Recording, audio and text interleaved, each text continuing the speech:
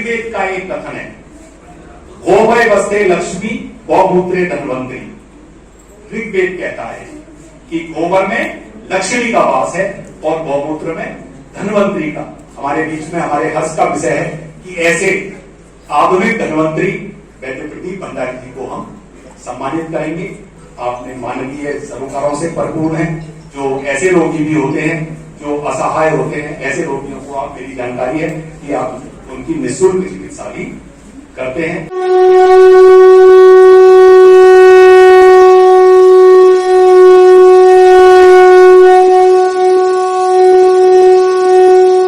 जय हिंद साथियों, गौमूत्र क्रांति में आपका स्वागत है। निस्वार्थ भाव से काम करने वालों को आज नहीं तो कल एक दिन अवश्य नाम और सम्मान स्वतः मिल ही जाता है। जैसा कि इन दिनों हम देख रहे हैं, गौमूत्र क्रांति के संचालक वैद्य प्रदीप भंडारी को लगातार सम्मानित किया जा रहा है।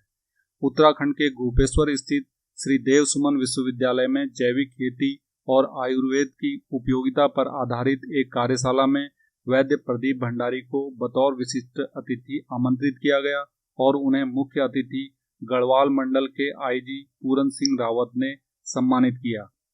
इस कार्यक्रम में श्री देव सुमन विश्वविद्यालय के प्राचार्य R.K. गुप्ता ने वैद्य प्रदीप भंडारी की चिकित्सा पद्धति के अविश्वसनीय परिणामों को देखते हुए उन्हें आधुनिक युग के धन्वंतरी की उपाधि दी। आइए देखते हैं उन्होंने गौमूत्र क्रांति को लेकर क्या कहा। हमारे बीच में वैद्य प्रदीप भंडारी जी ने एक ऐसा अपनी तपस्या के माध्यम से आपने बहुत लंबा समय हिमालय क्षेत्र में संत महात्माओं के बीच में बिताया और ये आपकी महानता है। मैं समझता हूँ ये महानता ही है जिसमें आपका ये कहना है कि मेरे पास जो कुछ भी ज्ञान है, मेरे पास जो भी कुछ है, उसमें कोई रोल, मेरी कोई भूमिका नहीं है। ये सब कुछ जो मैंने हिमालय क्षेत्रों में आपका कुछ समय यहाँ देवाल से ऊपर जब जाते हैं तो आपने बताया था, देवाल से ऊपर जो बुग्याल कौन सा है, बेदनी बुग्याल और उसके आसपास भी आप कुछ समय आपने वहां बिताया है और कुछ ज्ञानार्जन वहां पर भी कुछ संत महात्माओं के बीच में रहकर किया है। अनेकों रोगियों के अनुभव मैंने सुने हैं और वो आश्चर्यचकित करने वाले हैं।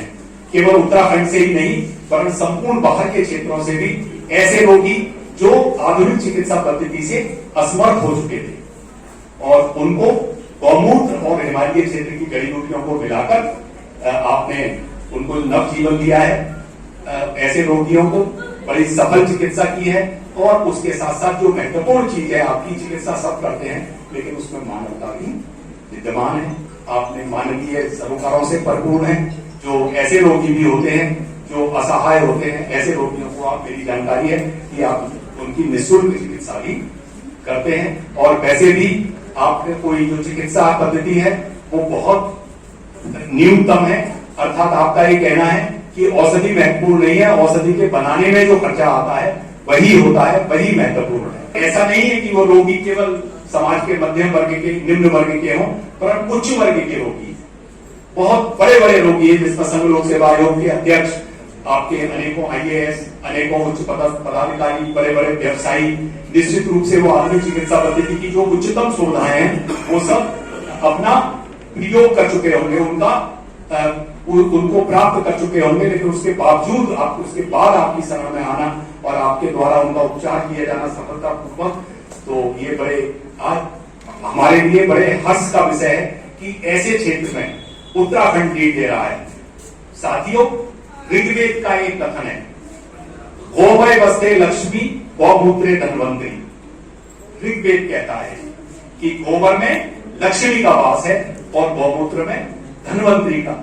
और वो कैसे धनवंतरी का? वही है कि आप धनवंतरी के रूप में ही है कि गौमूत्र जो है वो चिकित्सा के लिए बहुत बड़ी औषधि है और प्राय ये कहा जाता है कि गौमूत्र गंगा जल के समान पवित्र है। अर्थात कि जिन रोगों का कारण व्यक्तियों के पाप है, चूंकि पाप नाशनी कहा जाता है गंगा जल को, पाप नाशनी है गंगा और गौमूत्र भी गंगा जल है, तो गौमूत्र से जो पाप के परिणाम स्वरूपी रोग होते हैं उन रोगों से निराकरण गौमूत्र के माध्यम से किया जा सकता है। और वो आपने ऋग्वेद की जो बात है वो आपने अपने गौमूत्र के साथ के उन औषधियों के निर्माण से उस बात को बिल्कुल प्रूव किया है। भंडारी जी के माध्यम से आपके अनेकों रोगी सही हुए और वो गौमूत्र को उसका श्रेय देते हैं। और निश्चित रूप से गौमूत्र केवल इस जन्म के रोग नहीं, बल्कि पूर्व जन्म के पापों से भी अगर कुछ रोग हो रहे हैं गलतियों से, तो उनके निराकरण करने की क्षमता भी गौमूत्र में। तो ऐसे वैद्य प्रदीप भंडारी जी हमारे बीच उपस्थित हैं, अपने बहुमूल्य समय को निकाल कर आए हैं। मैं आपके यहाँ एक बार जा चुका हूं और मैंने देखा है कि कितनी भीड़ वहां होती है। और उसके साथ महत्वपूर्ण चीज ये है कि अधिकांश रोगी वो होते हैं जो एक बार आ चुके होते हैं, जो आपके पास 15 दिन की उपचार 15 दिन का करा चुके होते हैं, और जब उन्हें फायदा होता है तब दोबारा आते हैं। और आपने ये लिखा हुआ भी है, वो चिकित्सा करने का जो केंद्र है पबलगढ़ में, उसमें आपने लिख भी रखा है कि यदि आपको 15 दिन के अंदर लाभ नहीं होता है तो आप उनके पास दोबारा नहीं आए। तो आज हमारे बीच में हमारे हर्ष का विषय है कि ऐसे आधुनिक धन्वंतरी वैद्य प्रदीप भंडारी जी को हम सम्मानित करेंगे ये जैविक कार्यशाला के माध्यम से।